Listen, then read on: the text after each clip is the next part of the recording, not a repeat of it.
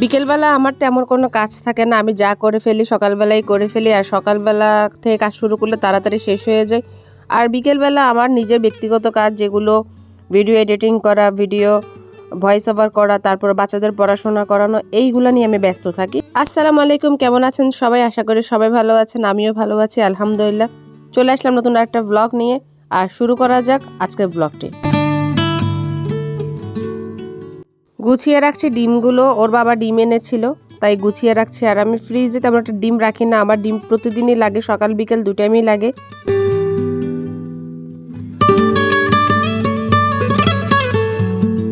ডিমের সাথে কিছু ফ্রেশ টমেটো এনেছিলাম, ওর বাবাকে বলেছিলাম যে একটু কিছু টমেটো আনিও, তো ওর বাবা বড় বড় দেখে ভালো টমেটো এনেছে। আর বাসায় দেখা গেছে যে আমি পুঁই শাক খেয়েছিলাম, ওই পুঁই শাকের ডাঁটাগুলো নষ্ট হয়ে যাচ্ছিলো, তাই ওগুলোকে কেটে কুটে পরিষ্কার করে একটা বক্সে রেখে দিচ্ছি।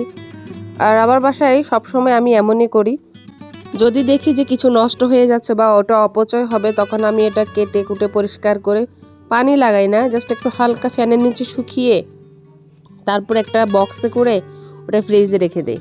তারপরে যখন আমার লাগে বা যখন আমার মনে করি যে নাইটে রান্না করে খাওয়া উচিত, তখন আমি বের করে ফ্রিজ থেকে নিয়ে রান্না করে ফেলতে পারি।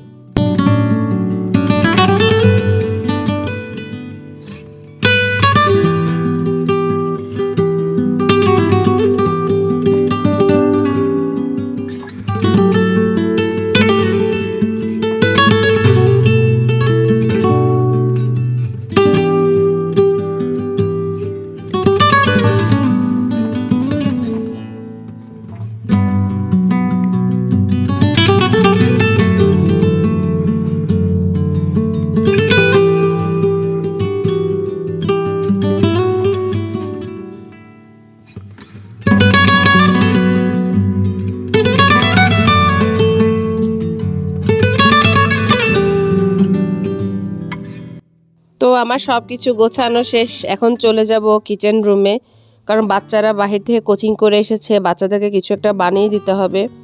সন্ধ্যার সময় চা নাস্তা না হলে আসলে আমার নিজেরও ভালো লাগে না, আমি খাই না খাই বাচ্চাদের জন্য কিন্তু আমি সন্ধ্যার সময় যে কোনো একটা নাস্তা প্রস্তুত করি।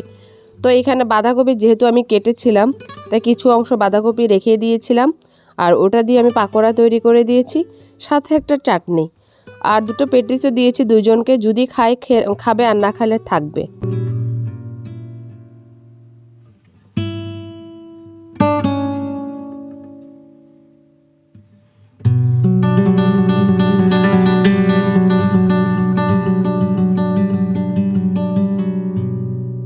নাস্তাটা করা শেষে তারা চলে যাবে তাদের পড়ার টেবিলে, আর আমি আমার কাজে চলে আসব। খুব একটা বেশি সময় ওদেরকে নিয়ে বসাই, আমাকে পড়াইতে হয় না, কারণ ওরা এখন বড় হয়ে গেছে। বড় মেয়েটা ক্লাস 9-এ, ছেলে হচ্ছে ক্লাস 6-এ। আর কোচিংয়ে যা পড়া দেয় তাই বাসায় এসে ওটা কমপ্লিট করে। মাঝে মাঝে যদি পড়াশোনা করতে না পারে বা কিছু বুঝতে পারতেছে না, তখন আমি গিয়ে হেল্প করি, আর না হয় আমি ছোট মোহাম্মদকে নিয়ে বসে থাকি। এটা ছিল রাতের সময়, ছেলে আর মেয়ে সাউদা আর নাওয়াল ওদের রাতের খাবার শেষ করে ওরা চলে গেছে ওদের বেডে। এরপরে হলাম আমি মোহাম্মদকে ম্যানেজ করে এসেছি আমি আমার খাবার শেষ করার জন্য। আর আমি সবসময় খাবার এভাবে গুছিয়ে খেতে পছন্দ করি, এলোমেলো খেতে পছন্দ করি না। আর যেহেতু আমি সবার শেষে খাই, একা খাই, তাই এভাবে একসাথে গুছিয়ে নিয়ে ফেলি যতটুকু খাবো।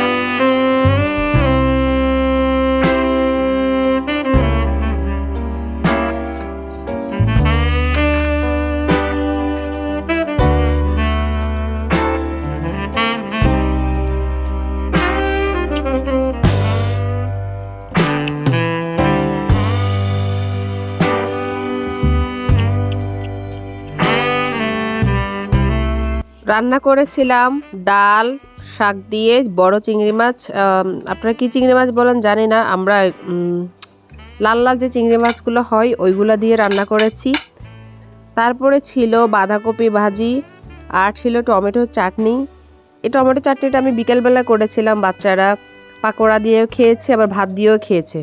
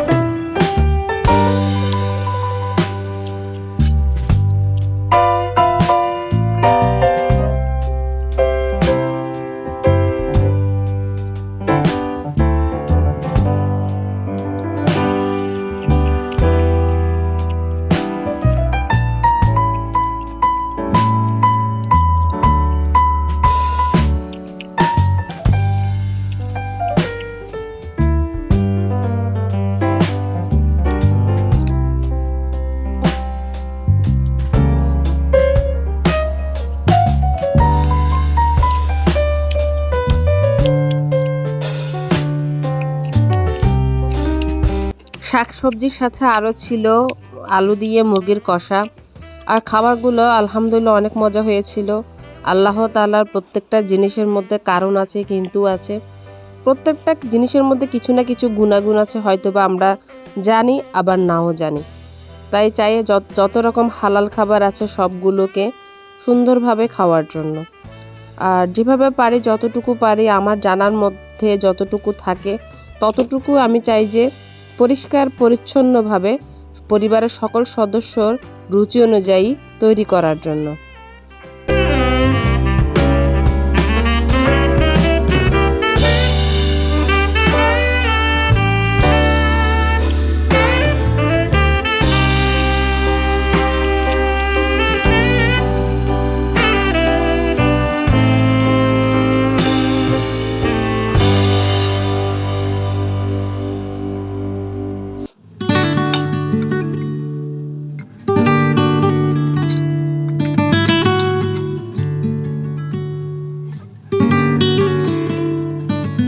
আমরা রাতে খাবারের পরে প্রতিদিন চেষ্টা করি 1 গ্লাস করে দুধ খাওয়ার জন্য। আর আমাকে ডাক্তার এমনিতেই বলেছে দুধ খাওয়ার জন্য, সকাল বিকেল 2 টাইম খাওয়ার জন্য। আমার সবসময় শরীরটা ব্যথা করে।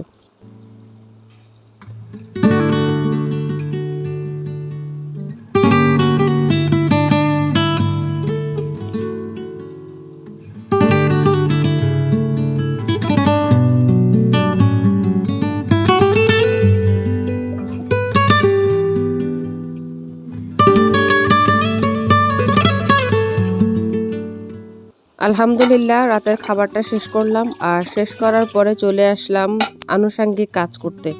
আমি যেহেতু একা খাবারটা খেয়েছি, আমার একটা প্লেট আর যে কটা জিনিস আমি ইউজ করেছি সবগুলো আবার নতুন করে ক্লিন করে রাখছি। কারণ রাতের বেলা আমি থালাবাটি বেসিনে রেখে দেই না। আমার মনে হয় যেন বেসিনে থাকলে থালাবাটিগুলোতে বিভিন্ন ধরনের রোগ জীবাণু আসতে পারে। আর এমনিতেও আমি রাখি না, রোগ জীবাণু না আসলেও বা আসলেও আমি এগুলো এত কিছু ভাবি না, এমনিতেই আমি রাখি না। আমার মনে হয় যেন একটা কাজ আগে করে ফেললে আমার কাজটা থেকে আমি মুক্ত হতে পারবো।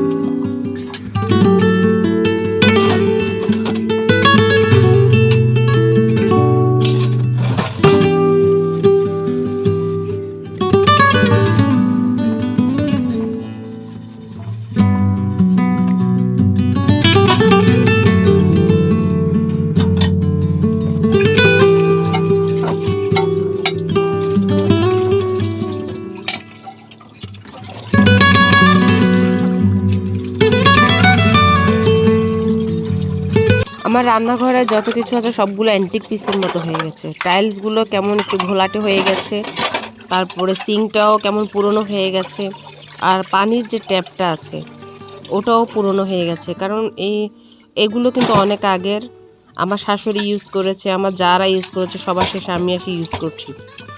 যাই হোক, অ্যান্টিক পিসগুলো যে কোনো সময় একদিন পাল্টে ফেলবো, আর এখন যতদিন ব্যবহার করা যায় ব্যবহার করব।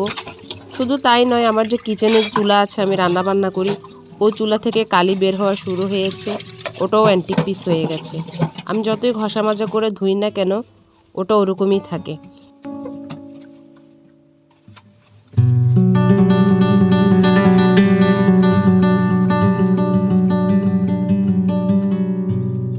যাই হোক, আমার কথায় যদি কোনো ভুল ত্রুটি থাকে অবশ্যই ক্ষমা সুন্দর দৃষ্টিতে দেখবেন। আর যারা ফেসবুক থেকে দেখছেন তারা অবশ্যই একটা লাইক, একটা কমেন্ট, একটা শেয়ার করতে ভুলবেন না যদি ভালো লেগে থাকে। আর যারা ইউটিউব থেকে দেখছেন অবশ্যই চ্যানেলটাকে সাবস্ক্রাইব করে দিবেন। আপনাদের একটা সাবস্ক্রাইব আমাদের কাজ করার আগ্রহ জাগায়। আর ভালোবাসা দিয়ে সবসময় সাথেই থাকবেন আমার পরিবারের সাথে। আজকে এখানেই বিদায় নিচ্ছি। আগামীকাল আবার দেখা হবে নেক্সট কোনো ভিডিও নিয়ে, নেক্সট কোনো ব্লগ নিয়ে। ততক্ষণ পর্যন্ত সবাই আমার সাথেই থাকুন। আল্লাহ হাফেজ।